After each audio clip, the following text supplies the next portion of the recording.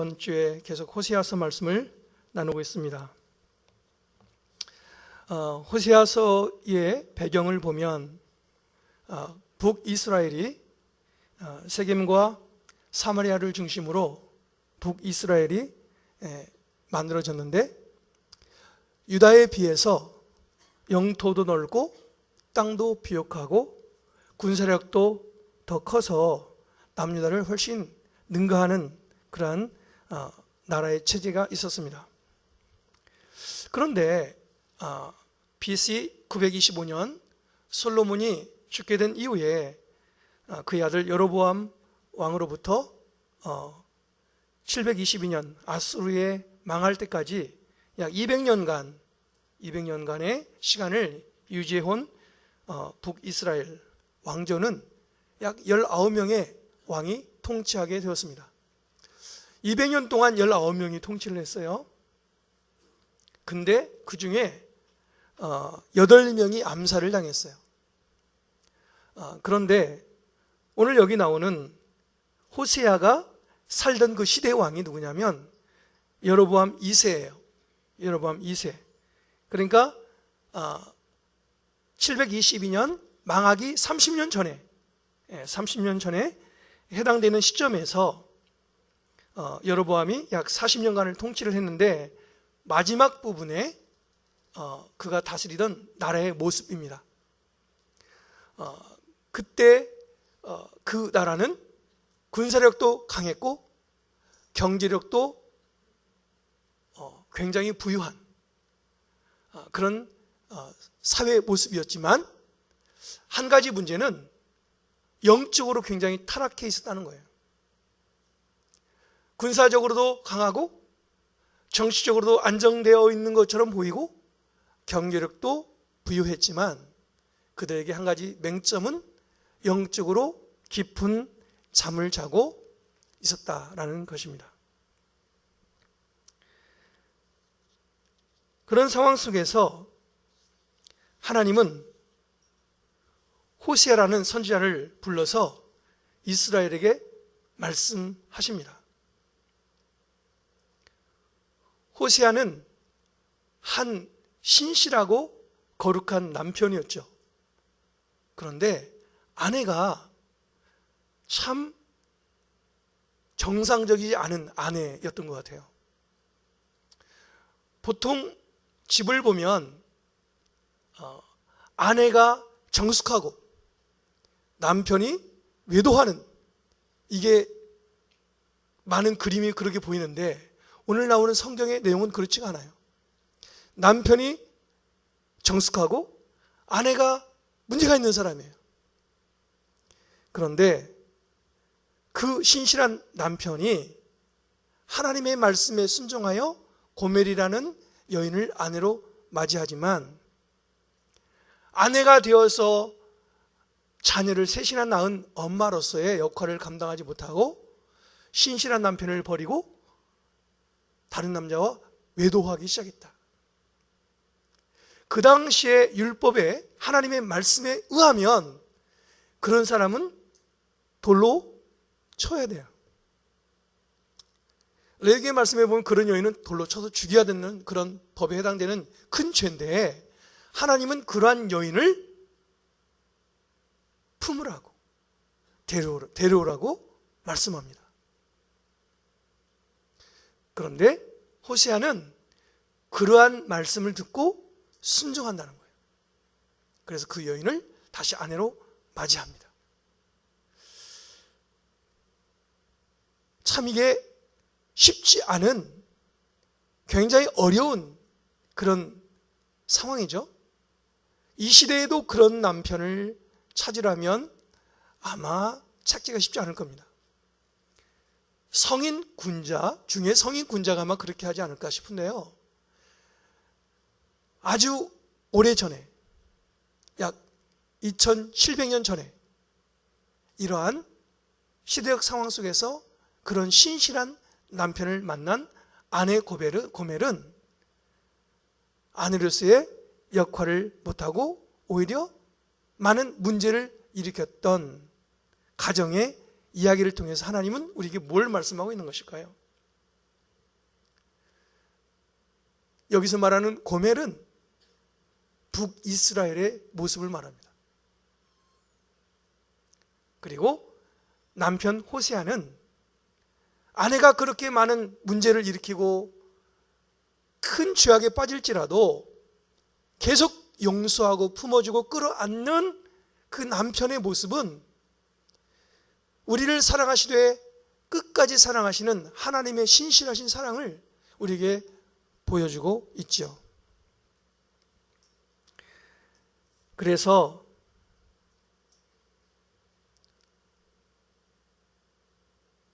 고멜이라는 그 여인의 타락상은 그 시대의 죄악상, 그리고 인류의 죄악상의 심각성을 일깨워주고 있을 뿐만 아니라 심지어는 창녀로까지 타락한 그녀를 끊임없이 사랑하고 사랑하는 신실한 남편 호세아는 바로 우리를 사랑하시되 독생자 예수 그리스도를 보내주시고 우리를 죽음에서 건져내시는 그리스도의 사랑을 예표하고 있습니다. 그 시대에 이 고멜은 이스라엘의 음란한 우상문화, 하나님보다 더 사랑하는 그 우상의 문화가 있었죠. 그래서 하나님은 그에 대해서 책망하고 계십니다. 이스라엘 백성들이 하나님을 사랑해야 되는데 하나님을 사랑하지 않고 오히려 우상을 섬기고 음행하는 영적 타락에 빠졌다라는 것입니다. 고멜은 한 집안의 아내로서 사랑받을 만한 어떠한 조건도 갖추지 못했어요. 그런데 사랑받지 못할 여인인 아내를 호세아는 조건 없이 다 받아줍니다. 여러분, 얼마나 멋있는, 어떻게 보면 슬픈 이야기지만 또 다른 면에서 보면, 남편의 입장에서 보면 너무나 우리가 본받아야 될 그러한 남편의 사랑, 희생적인 헌신을 보여주고 있는 것을 저희는 보게 됩니다. 아마 우리 한국 가정에 이러한 건강한 자아상을 가진 남편들이 있다면 우리 한국 가정이 아마 뒤집어질 거예요. 우리 모든 성도님들의 가정 속에, 우리 대한민국의 가정 속에 호세 같은 이런 남편상이 잘 자리를 잡을 수 있기를 바라는 마음이 있습니다. 오늘 말씀을 보면 1절부터 3절에 하나님이 이스라엘 백성들을 책망하고 계신다고 이야기하고 있습니다. 그들은 왜 책망을 받고 있는 것일까요? 하나님의 백성들이 왜 책망을 받고 있냐 이거죠. 왜냐하면 그들이 정체성을 잃었기 때문에 그래요. 자기가 누군지를 모르게 되어서 하나님과의 언약을 어기고 있는 거예요. 그렇다면 이스라엘 백성은 어떤 사람이냐? 성경에 보면 이렇게 말합니다. 창세기 12장 2절에 보면 하나님이 이스라엘 백성을 부르신 이유를 말씀하고 있죠. 같이 한번 읽어볼까요? 창세기 12장 2절 말씀입니다. 시작. 내가 너로 큰 민족을 이루고 너에게 복을 주어 너의 이름을 창대케 하리니 너는 복의 근원이 될지라. 이스라엘 백성들이 부름받은 이유는 하나님의 사명을 감당하기 위해서 하나님이 축복을 명하셨고 사명을 명하셨다는 것입니다. 그래서 출애굽기 6장 7절에 보면 이런 말씀이 있습니다. 너희로 내 백성을 삼고 나는 너희 하나님이 되겠다. 이스라엘 백성들은 내 백성이 될 것이고 나는 그들의 하나님이 될 거라고 말씀하셨습니다. 이스라엘과 하나님과의 관계는 무슨 관계입니까? 아버지와 자녀의 관계요. 그리고 왕과 백성의 관계죠. 뗄래야 뗄 수 없는 관계. 그런데 그 백성들이 자기 정체성을 잃은 거예요. 하나님 앞에 꿈을 꿔야 되는데 그 꿈을 잃어버린 거예요. 잠언 29장 18절에 이런 말씀이 있습니다. 묵시가 없으면 백성이 방자에 행한다고. 율법을 지키는 자가 복이 있다고. 묵시가라고 표현된 이 묵시는 계시라고도 표현할 수 있고 꿈이라고도 말할 수 있는데, 이스라엘 백성들이 하나님 앞에 부름받은 비전, 꿈을 잃어버렸다는 거예요. 그래서 방자에 행한다는 말을 어떻게 표현하면 되냐면 이렇게 표현할 수 있습니다. 방자에 행한다. 왜 방자에 행하냐면 마치 이것 같아요. 우리가 연을 날릴 때 연을 띄우면 연이 바람을 따라 올라갑니다. 근데 연이 높이 올라가려면 뭐가 필요합니까? 연을 그냥 띄워놓으면 날아가나요? 연줄을 가지고 계속 당겼다가 놓아줬다 당겼다 놓아줬다 하면서 바람을 타고 높이 올라가게 하죠. 그때 그 연을 꼭 잡아주는 연줄이 필요합니다. 연줄이 잘 잡아줘야 바람을 타고 연은 높이 올라갈 수 있습니다. 여기서 하나님의 말씀이 어떤 역할을 하냐면 그 연을 잡아주는 연줄과 같은 거예요. 그 연줄이 꼭 잡아줘야 연은 높이 올라갑니다.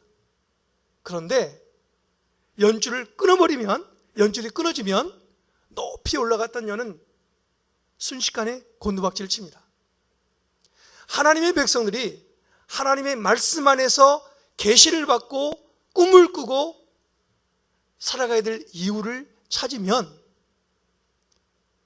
그것이 우리의 삶을 잘 붙잡아주는 연줄과 같은 역할을 한다는 거예요. 그래서 함부로 방황하지 않게 하고 우리 인생에 질서를 주고 건강한 자성을 줘서 우리의 삶의 모든 것이 질서 있게 만들어진다는 거예요. 그래서 우리를 꼭 붙잡아 준다. 그래서 막 자유주의자처럼 돌아다니지 않게 한다. 그래서 방탕하거나 방황하지 않게 한다라는 의미가 있는 것이죠. 이스라엘 백성들이 자기가 누군지 자기 정체성을 잃어버린 거예요. 그래서 말씀이 꼭 그들을 붙잡아줘야 되는데 그들이 말씀을 놓아버린 거예요. 하나님 말씀을 들어야 되는데 듣지 않는 거예요. 그래서 오늘 1절 말씀은 이렇게 말합니다. 한번 1절 말씀을 한번 읽어보도록 할까요? 오늘 말씀 1절입니다. 시작.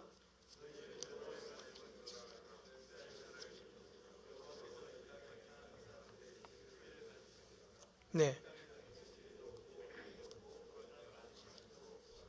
네. 이스라엘 백성들이 하나님의 말씀을 듣지 않았다는 거예요. 그래서 하나님이 그들에게 말씀합니다. 너희는 여호와의 말씀을 들어라.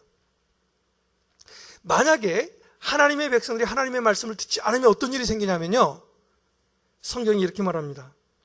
디모데전서 6장 5절에 이렇게 말씀합니다. 사람의 마음이 부패하게 된다.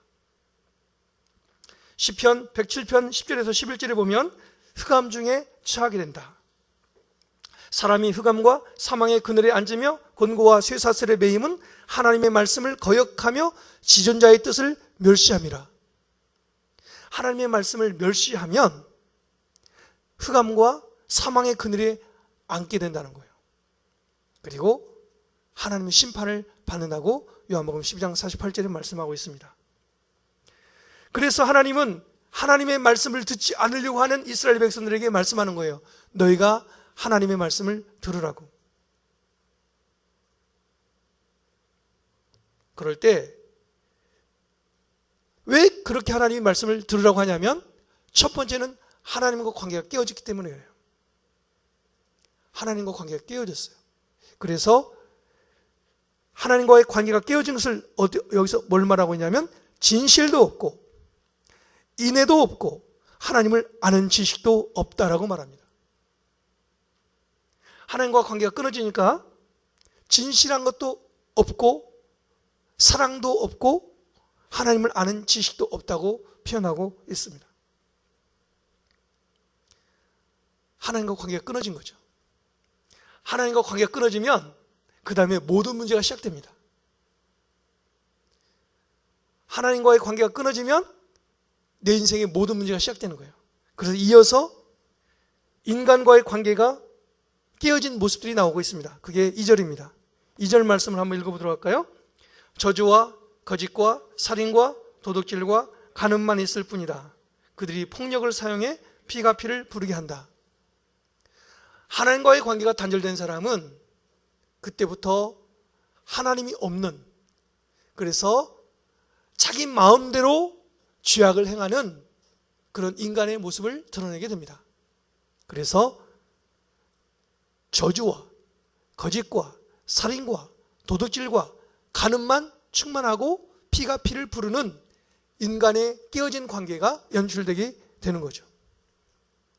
그 인간의 비극이에요. 하나님의 말씀을 듣기를 거부하면, 하나님과의 관계가 막혀버리면 그 다음에 인간의 문제들이 다 시작되는 거예요. 그런데 사람의 문제로만 끝나는 게 아니에요.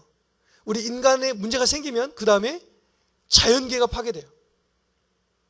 인간이 하나님 앞에 범죄하면 사람과의 관계가 생기는 것뿐만 아니라 자연이 저주를 받아요. 아담과 하와가 범죄하고 난 이후에 땅이 엉겅퀴를 내었다고 말씀하고 있죠. 오늘도 성경은 말합니다. 3절 말씀을 읽어보도록 하겠습니다. 그러므로 이 땅이 애통하고 있으며 그 안에 사는 모든 사람들이 쇠약해지고 있다. 들판의 짐승들과 하늘의 새들과 바다의 물고기들도 사라져가고 있다.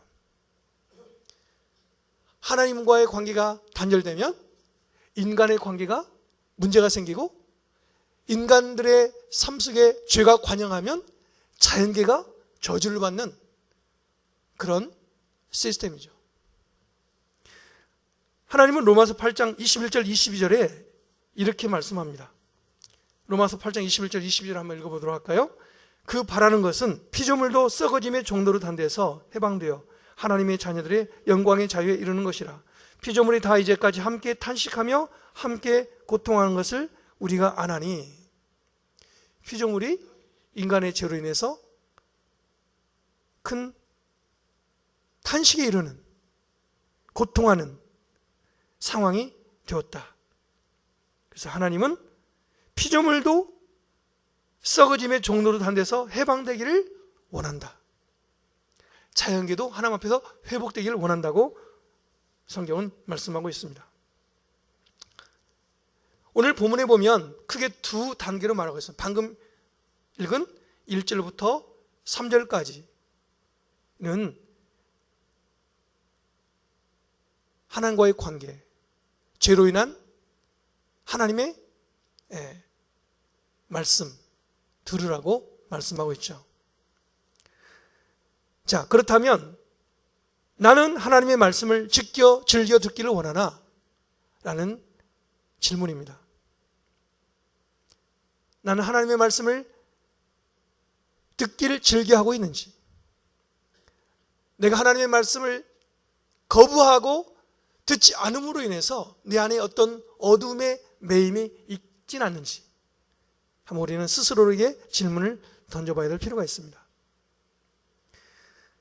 그리고 나는 하나님과 관계가 잘 소통되고 있는지, 더불어 이웃과의 관계가 잘 되고 있는지, 나는 내 삶의 중심에 자리하는 내 가치관은 뭔지, 내 삶의 중심에 자리 잡은 가치관은 혹시나 내 경험을 인한 가치관, 아니면 세상적인 가치관이 아닌지, 나는 정말로 하나님 말씀 중심의 가치관을 가지고 살아가고 있는지 한번 생각해 봐야 될 필요가 있습니다. 그렇다면 나는 어떻게 하나님 말씀의 가치관을 가지고 살아야 될 것인가? 하나님은 우리 교회에 축복을 주셨습니다. 그게 뭘까요? 바로 큐티입니다. 하나님과의 관계가 잘 되어서 세상 가운데 영향력을 주는 하나님의 사람으로 살아가는 비결을 말씀으로 주셨는데, 우리에게 주신 큐티입니다. 큐티의 목적은 무엇입니까? 하나님의 성품을 닮아가는 것. 내가 하나님 잘 모르지만 그 하나님 말씀을 묵상하다 보면 그 하나님이 누군지를 알게 된다는 거예요. 그래서 하나님의 성품 속에서 내가 그 하나님의 성품을 닮아가며 하나님의 백성으로 빚어져가는 축복. 그래서 하나님의 말씀을 듣는 훈련이 있다면 내 안에 하나님의 가치관이 자리 잡게 되고 세상 속에 있지만 하나님의 말씀으로 세상을 이겨나가는 그 능력, 이 하나님의 말씀 속에서 주어진다는 것이죠. 저는 이곳에 있는 우리 모든 성도님들이 하나님이 우리에게 주신 축복, 큐티를 통해서 하나님의 말씀을 매일매일 묵상하고 들을 수 있는 열린 귀, 그래서 하나님의 계시가 임하고 하나님의 비전이 임하고 하나님의 꿈이 임하는, 그래서 우리의 삶이 질서정연하고 세상 속에서도 높은 도덕성을 가지고 살아가는 그런 삶이 될 수 있기를 주의 이름으로 축원합니다. 오늘 방금 3절까지 말씀은 하나님이 왜 이스라엘 백성들을 그렇게 그들의 문제를 지적하고 책망하고 있느냐, 왜 그러냐면 그 이유는 4절부터 나옵니다. 그들이 왜 하나님의 책망을 받을 수밖에 없었는가. 근데 오늘 여기 보면 이스라엘의 하나님이 그들을 심판하시는 이유가 4절부터 쭉 10절까지 나와 있는데, 첫 번째는 4절에서 6절에 보면 영적인 지도자들의 타락 때문에 그렇다고 성경은 말합니다. 한번 4절부터 6절까지 말씀을 같이 한번 읽어보도록 할까요? 시작. 그러나 결코 어느 누구와도 시비를 가리지 말라. 어느 누구를 나무라지도 말라. 너희 백성들이 마치 제사장과 시비를 가리는 사람들 같다.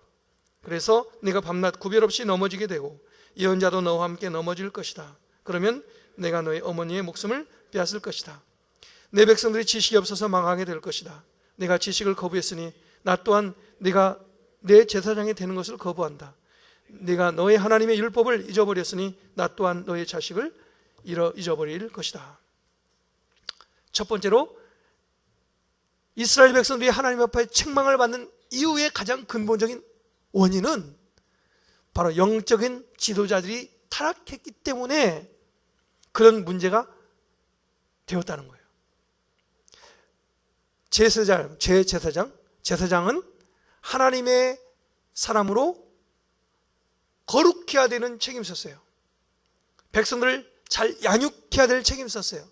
말씀을 가르쳐야 될 책임이 있었어요. 바른 길로 인도해야 될 책임이 있었어요. 죄인들을 하나님 앞에 인도해야 될 책임이 있었어요. 그런데 그들이 그렇게 하지 않았어요. 그래서 백성들이 영적인 리더들을 보고 배운 게 없어요. 죄를 범하게 만들었어요. 그런데 영적인 지도자들도 같은 죄가 있어서 누가 옳고 그르다고 말을 할 수 없는 상태가 됐다는 거예요. 이게 북이스라엘의 비극이었습니다.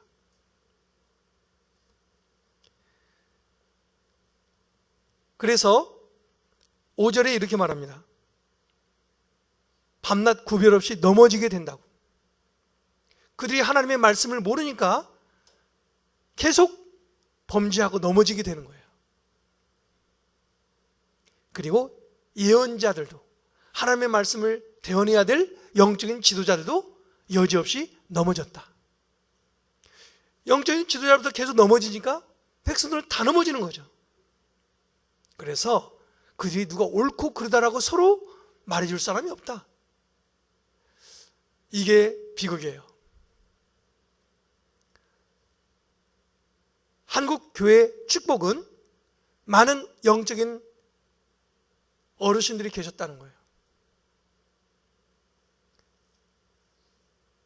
그런데 잘못된 모습을 보고 잘못됐다고 말해줄 수 없는 상황이 된다는 것은 좋은 일이 아니에요.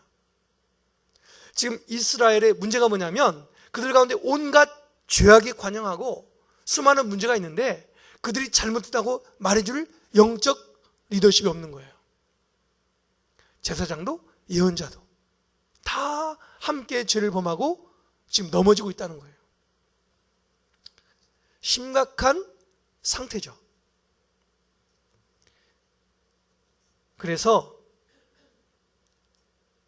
총체적인 하나님의 심판이 임하게 될 거라고 지금 하나님이 말씀하시는 거예요.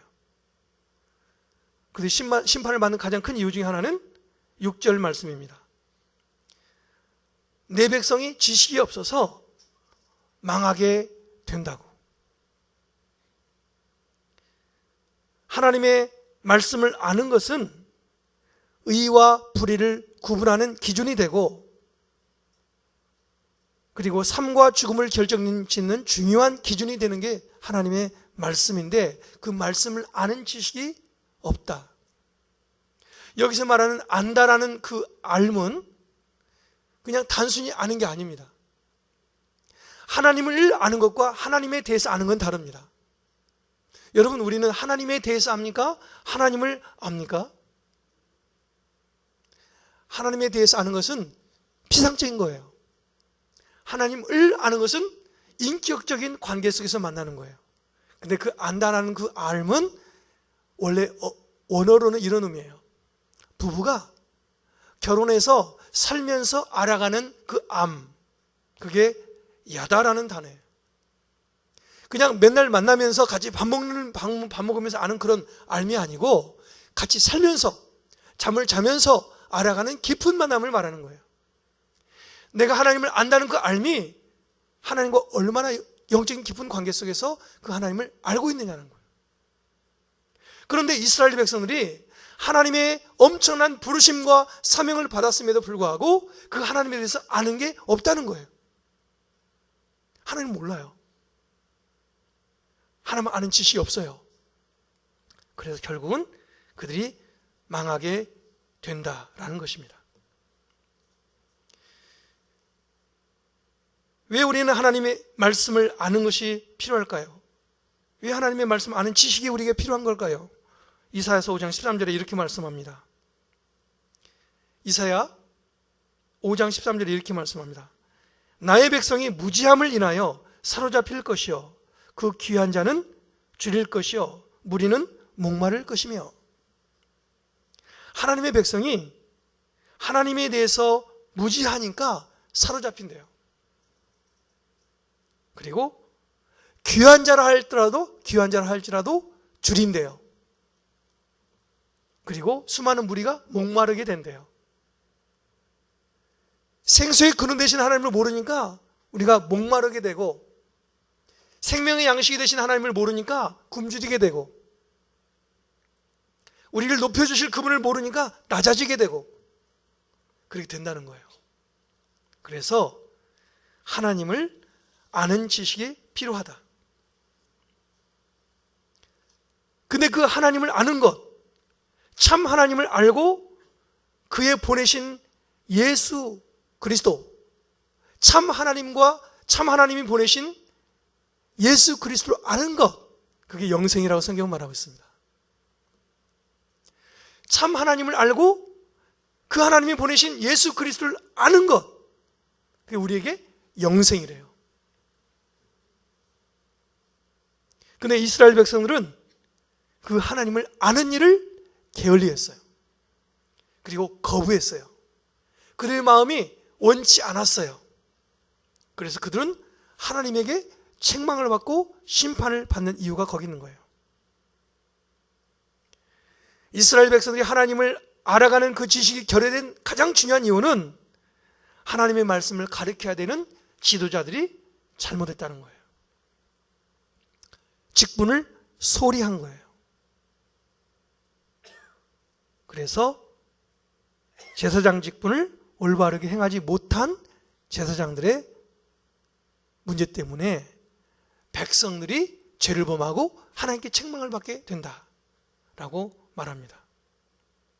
그래서 하나님의 율법을 잊어버리게 됐다는 거예요.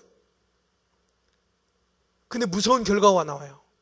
하나님의 말씀을 잊어버리게 되니까 어떤 결과가 나오냐면, 하나님이 이렇게 말씀합니다. 너의 자식을 내가 버려버릴 거라고. 이게 얼마나 무서운 하나님의 경고입니까? 하나님이 주신 그 말씀을 귀하게 여기지 않고 그 하나님의 말씀을 귀 기울여 듣지 않으면 그 하나님의 말씀을 버린 것 때문에 내가 너희의 백성들을, 너희 자손들을 버려버릴 것이다. 무서운 이야기죠. 그래서 제사장들의 후손이 끊어져서 직분을 감당하지 못하게 한다는 뜻도 되겠고, 범죄한 제사장들로부터 가르침을 잘못 받아서 하나님의 말씀을 떠난 이스라엘 백성들도 하나님에서 멸망을 받고 심판을 받을 거라는 의미도 될 수 있습니다. 총체적인 심판을 말하죠. 오늘 말씀은 굉장히 좀 무거워요, 마음이. 막 축복의 메시지가 아니에요. 자, 그런데 7절에서 10절에 보면 타락한 제사장들에 대해서 하나님이 심판하겠다고 말씀합니다.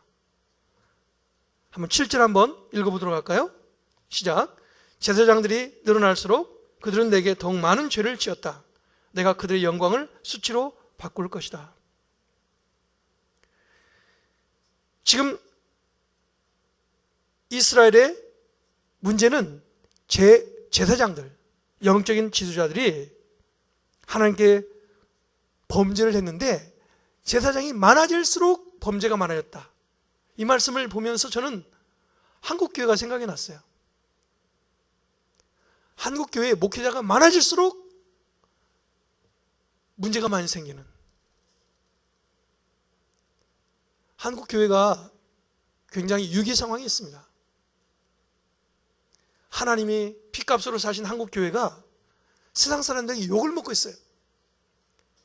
그 중심에는 목회자가 있습니다. 근데 그 목회자들 문제가 뭐냐? 3G하고 관련해서 3G. 여러분 3G가 뭡니까? 첫 번째는요, 골드예요. 골드. 머니. 두 번째는 뭐예요? girl.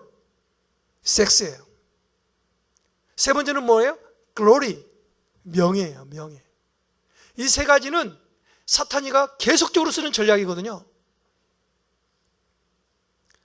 육체의 정욕, 안목의 정욕, 이생의 자랑. gold, girl, glory. 사탄은 계속 그걸 쓸 겁니다. 한국 교회 목회자들이 거기에 다 걸려 넘어지고 있어요. 근데 북이스라엘 이 시대에도 그런 문제가 있었다는 거예요. 저는 지금 북이스라엘이 경제적으로 부흥하고 군사적으로도 강력하고 정치적으로 안정된 것 같지만 하나님의 말씀을 듣기를 거부하니까 영적으로 타락하게 되는데, 방금 말했던 3G의 문제에 다 걸린다. 다 걸려 넘어졌다는 거예요. 우리 한국교회 위기도 그렇습니다. 한국교회가 지금 부흥했다고 생각하고 물질도 옛날보다 많고 모든 게 발전됐는데 영적으로 전보다 더 약해졌어요. 하나님을 사랑하는 온도가 떨어졌어요. 그리고 한국교회가 존경을 받고 성도들이라면 부러워보고 하는 그런 시대가 아니라 오히려 이상한 눈초리로 쳐다보는 희한한 시대가 되었다는 거예요. 다시 한번 우리는 회복해야 돼요. 이건 북이스라엘에 주어지는 말씀이 오늘 이 시대를 살아가는 우리에게 똑같이 적용됩니다. 하나님 한국교회를 보십시오. 하나님 한국교회 이런 문제가 고쳐지기 원합니다. 구체적인 이유에 대해서 말합니다. 왜 그렇게 제사장들이 타락했나? 타락한 그 이유가 뭐냐 이거죠. 8절에 보면 나와 있어요. 8절을 읽어보도록 하겠습니다. 그들은 내 백성들의 속죄 제물을 먹고 백성들이 죄 범하기를 원하고 있다. 세상에 하나님의 백성들이 죄를 지으면 속건 제물을 가지고 제사장에게 갑니다.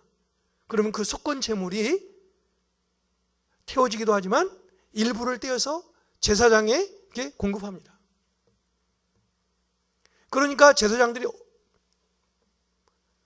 죄를 지은 백성들이 죄를 짓지 않도록 그렇게 가리키고 훈계하진 않고 오히려 그들이 가져오는 재물의 눈이 멀어서 탐욕이 생겨서 하나님의 직무를 유기했다라는 거예요. 그들이 죄를 지은 그 죄에 대해서 하나님 앞에 중보자로 거룩한 자로 서서 하나님과의 관계를 회복하고 하나님을 바르게 알도록 해야 되는 역할을 잘하지 않고 오히려 그들이 가져온 재물에만 눈이 멀어서 제사장으로서의 직무를 유기했다라는 겁니다. 하나님의 교회는 제사장의 역할은 예수님이 하신 모델대로 해야 되는데 안 했어요. 예수님이 이 땅에 오셔서 하신 게 무엇입니까? 수많은 영혼들을 보면서 예수님이 하신 세 가지 사역이 있습니다. 마태복음 4장 23절에 나와 있죠. 첫째는 티칭했어요. 하나님의 나라를 티칭했어요. 두 번째는 프리칭했죠. 복음을 전하셨죠. 세 번째는 온갖 질병을 힐링하시죠. 힐링. 영혼이 죽어가는 그 영혼들, 수많은 영적인 그 고통 때문에 고통당하는 영혼들, 그들의 전체적인 삶의 모습들을 힐링하고 프리칭하고 티칭하는 일을 해야 되는데 안 했다는 거예요. 그냥 탐욕의 눈이 멀었다는 거예요. 만약에 우리 한국교회가 지금 제사장들처럼 이렇게 된다면 한국교회는 비극이죠. 우리 한국교회는 다시 예수님의 사역 모델로 돌아가야 됩니다. 이 시대에 한국교회를 새롭게 부흥하는 그 부흥의 불길이 일어나야 돼요. 그러려면 영적인 지도자들이나 또 이 땅에 하나님이 세우신 하나님의 사람들이 이 사역을 같이 동역해야 돼요. 우리는 다 하나님의 영적인 지도자예요. 그래서 우리는 하나님의 말씀을 티칭하고 프리칭하고 힐링하는 그 사역을 이 사회 속에 해나가야 돼요. 하나님을 모르는 사람들에게 우리는 전하고 가르치는 일을 해야 돼요. 그 일에 바로 저와 여러분이 부름받은 거예요. 이스라엘 백성들이 하나님 앞에 책망을 받는 그 이유는 영적인 지도자들이 백성들에게 바르게 가르쳐야 되는데 안 했어요. 그리고 물질에 눈이 멀었어요. 그래서 모든 백성들이 죄에 넘어지게 만들었고 스스로도 넘어졌어요. 우리는 그 일을 회개해야 됩니다. 그리고 돌이켜야 됩니다. 그리고 여러분들, 우리를 통해 하나님이 이 사회를 그렇게 아름답게 만들어가길 원합니다. 그 다음에 9절 말씀에는, 자, 9절 말씀 한번 보겠습니다. 시작. 그러니 제사장들이 백성들처럼 됐다. 내가 그들의 행동을 처벌하고 그들의 행위대로 되돌려 줄 것이다. 이 말씀은 제사장들이 백성들처럼 됐다. 백성들이 배우지 못하니까 하나님께 범죄하게 됐죠? 근데 영적인 지도자들이 백성들처럼 분별력이 없어가지고 자기들도 넘어졌다 이거예요. 백성하고 다를 게 없다는 거예요. 그래서 그들이 온갖 죄를 졌다. 거룩하게 구별되고 세상과 다르게 살아야 되는데 그러지 못했다는 거예요. 여러분, 교회가 에클레시아라는 단어가 그렇잖아요. 에클레시아라는 이 교회라는 단어가 뭡니까? 여러분, 교회가 무엇입니까? 바로 예수 그리스도를 믿는 내가 교회거든요. 주는 그리스도시요 살아계신 하나님의 아들이십니다라고 고백하는 내 인생의 주권자, 내 인생의 구원자, 예수 그리스도가 나의 주인이신 것을 믿는 그 사람이 교회예요. 근데 그 교회는 세상에 있지만 세상 속에서 구별된 사람들이에요. 거룩한 무리예요. 성도예요. 그런데 영적인 지도자들이 세상 속에서 구별되지 못했다. 구별되도록 만들어놨는데 다 섞어버린 거예요. 세상과. 그래서 백성들과 함께 똑같이 죄를 졌다. 그게 지금 제사장들에게 하나님 책망하는 거예요. 내가 너를 세상의 빛으로 소금으로 보냈더니 자기 스스로도 거룩하게 하지 못할 뿐만 아니라 수많은 백성을 다 넘어지겠다는 거예요. 그게 지금 하나님이 그를 책망하는 이유입니다. 그래서 하나님은 말씀하세요. 너가 행한 대로 내가 대갚아주겠다. 무서운 이야기죠. 여러분, 하나님은 살아계셔요. 하나님은 눈동자같이 지켜보고 계세요. 우리 일거수일투족을 다. 그래서 저희는 항상 내 정체성을 알아야 해. 내가 누구인지. 나는 하나님의 자녀다. 그리고 나는 반드시 그분 앞에 설 때가 온다. 내 인생을 계수할 때가 온다. 그리고 성경은 말씀하세요.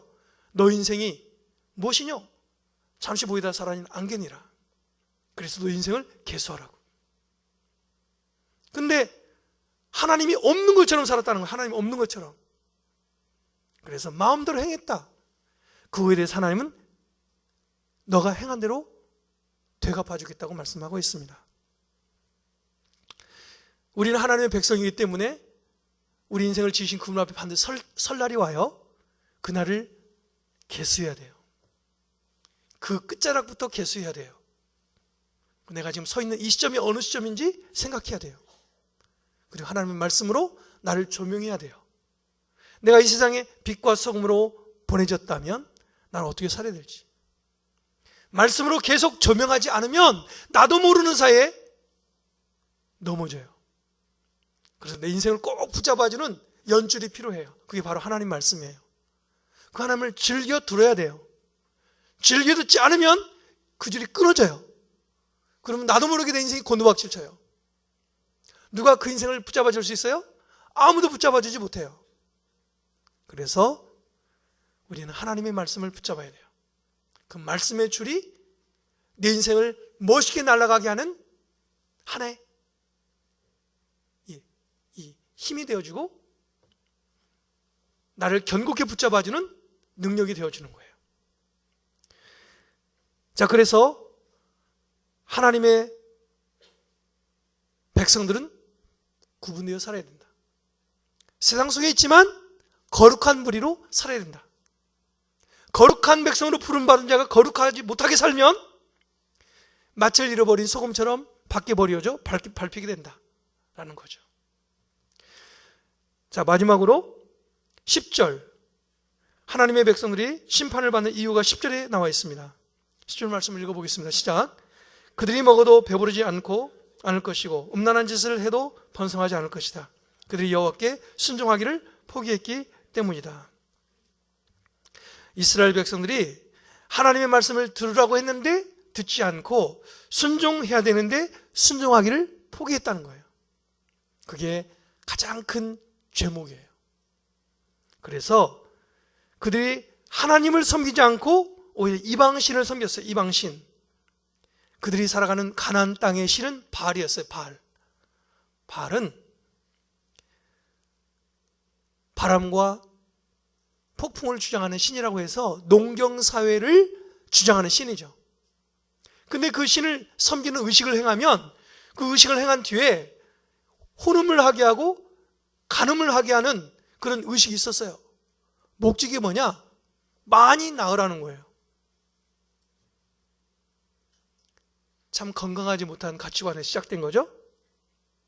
그래서 고대 국가에서 국가의 인구를 증가하기 위한 그러한 방법으로 가족들이 많아지면 국가가 그리고 가정이 번영한다고 생각했던 그 시대에 이스라엘 백성들은 정책적으로 그런 음란한 행위가 동반되는 바알 숭배를 인정했어요. 하나님 뜻이 아니라고 거부하고 하나님이 간음하지 말라고 했으니 안 해야 된다고 말해야 되는데 그래 안 했어요. 오히려 그냥 수용해버린 거죠. 그래서 그들이 하나님 앞에 음란한 삶을 살게 되었다. 근데 그들이 원하는 방법대로 그렇게 하면 인구가 많아지겠느냐? 아니라는 거예요. 그래서 음란한 짓을 해도 번성하지 않을 것이다. 그들은 그렇게 하면 번성할 거라고 하지만 아니다. 왜 그렇습니까? 생명을 주시는 분은 하나님에게 있거든요. 그렇게 하나님이 하지 말라는 방법으로 음란한 짓을 해서 생명이 증가되는 게 아니거든요. 생명이 하나님에게서 오고 하나님이 주셔야 되는 거죠. 우리 인생의 생사화복이 하나님의 손에 달려 있습니다. 내가 원한다고 되는 것도 아니고 내가 노력한다고 되지 않을 수도 있어요. 내가 아침에 일찍 일어나고 늦게 누워도 내가 파수꾼이 되어 파수꾼을 경성할지라도 하나님이 함께하지 않으면 다 헛것이에요. 이스라엘 백성들이 하나님의 백성으로 부름받았는데 복의 근원 대신 하나님의 말씀을 듣지 않고 오히려 이방신의 습관을 따라 관습을 따라 살아가며 하나님께 범죄했다. 그럴 경우에 하나님이 그들을 축복하는 것이 옳겠느냐? 아니다. 너희는 하나님의 말씀을 듣기를 원치 않고 불순종했으니 하나님이 그들을 심판하겠다는 거예요. 오늘 이 말씀들을 통해서 저희는 오늘 다시 한번 우리 자신을 되돌아보기 원합니다. 하나님은 이스라엘 백성들을 하나님의 백성으로 부르셨습니다. 우리 모두가 다 마찬가지예요.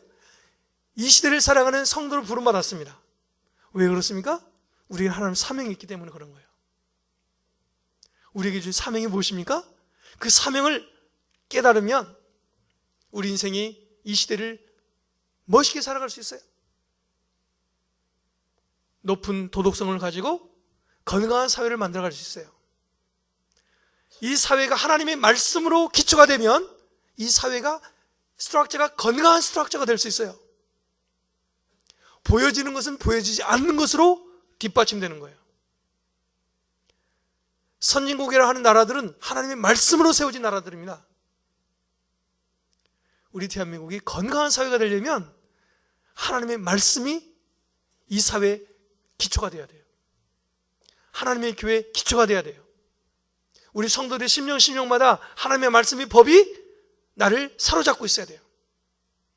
그래서 성경은 이렇게 말씀하세요. 청년이 무엇으로 그 행실을 깨끗게 하리요? 내가 주께 범죄치 아니하려 하여 이 하나님의 말씀을 내 마음에 두었나이다.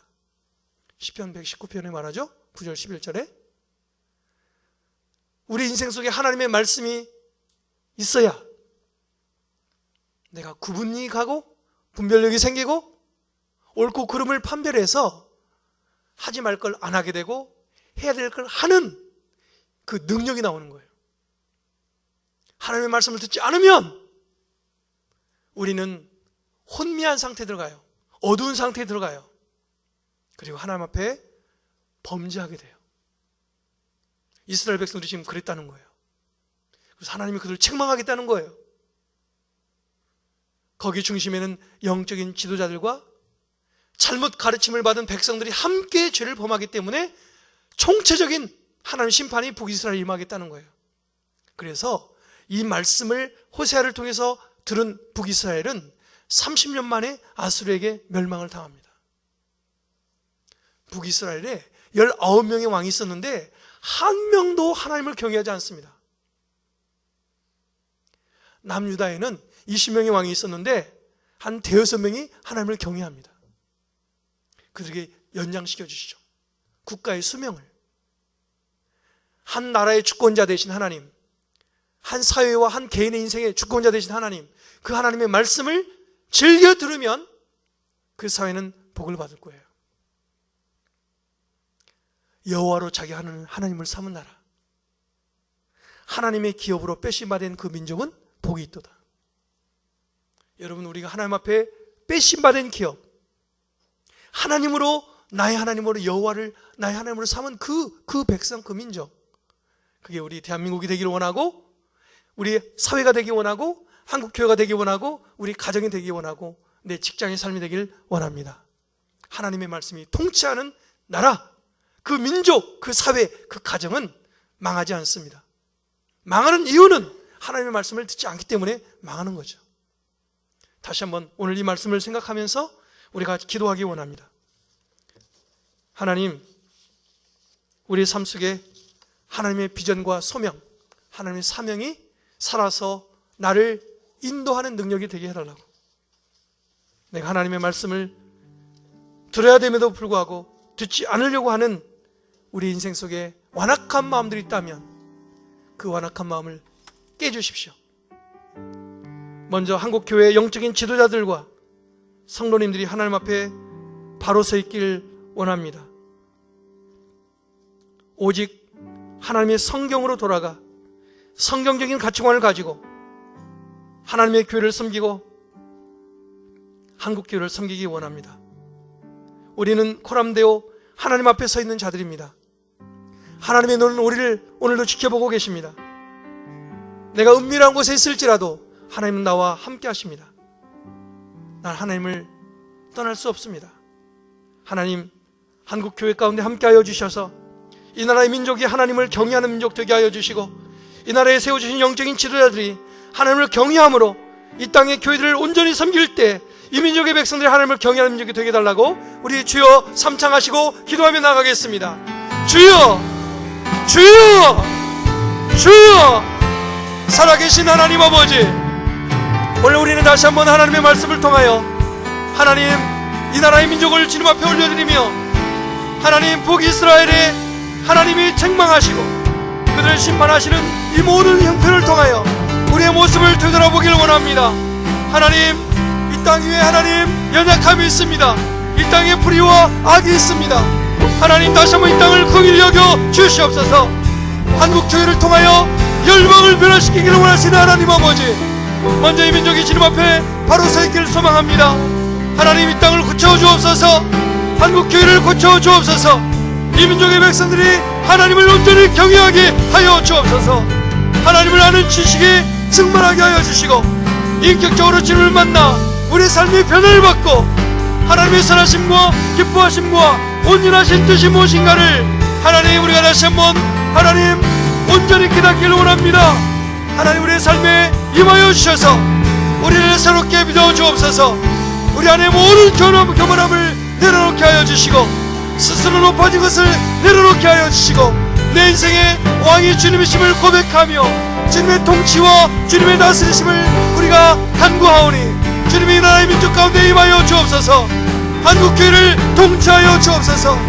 이 땅의 모든 하나님 영적인 지도자들이 겸손으로 우리를 동의하게 하여 주시고 살아계신 하나님의 통치를 받게 하여 주시고 하나님의 말씀에 따라 순종하게 하여 주시고 주님의 말씀을 기뻐 즐겨하며 주님의 말씀에 순종하는 우리의 삶이 되기를 원합니다. 하나님, 이 땅의 교회들을 하나님 붙잡아 주시고 새롭게 하여 주시고 하나님, 세상 가운데 빛으로 소금으로 온전케 세워지도록 세상에서 많은 영혼들을 진리의 길 가운데 인도할 수 있도록 한국교회를 인도하여 주옵소서. 하나님, 우리를 새롭게 믿어 주옵소서. 하나님의 마음을 우리 심령 가운데 새겨 주옵소서. 아버지의 마음을 우리 가운데 더하여 주옵소서. 세상의 가치관을 따라 살지 않게 하여 주시고 나의 경험을 하지 않게 하여 주시고 오직 하나님의 말씀을 따라 하나님 믿음의 길을 걸어가는 거룩한 성도의 삶이 되기를 원하오니 주님, 우리 가운데 말씀하여 주실 때 우리의 마음의 문이 열리고 생각의 문이 열리고 믿음의 눈이 열리고 하나님의 거룩한 뜻을 분별할 수 있는 능력을 더하여 주옵소서. 하나님, 이 땅을 회복하여 주옵소서. 주님을 찬양합니다.